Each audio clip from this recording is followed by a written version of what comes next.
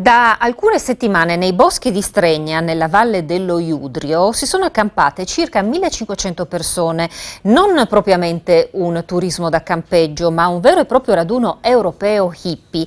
Molta libertà, ma alcune regole: no alcol, no droga né telefonini e niente vestiti, con buona pace dell'unica famiglia che vive nella località. Chiara Burtulo e Marco Lofaro.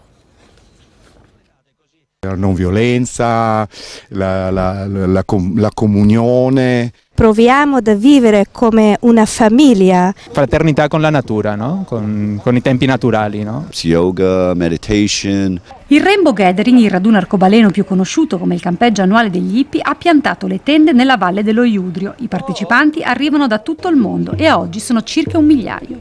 Canada.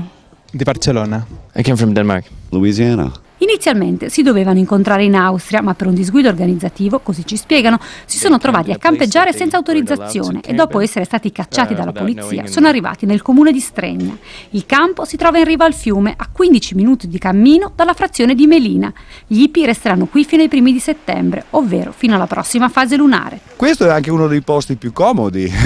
Normalmente noi cerchiamo posti sulle montagne, dove magari ci si arriva dopo mezz'ora, un'ora di cammino. Nessuna organizzazione, nessun capo, rispetto reciproco e alcune regole, sottolinea questa ragazza: niente alcol, niente droga, né saponi o sostanze chimiche, niente tecnologia, telefonini e tantomeno telecamere, anche perché molti dei partecipanti girano nudi. It should be a human right to be naked.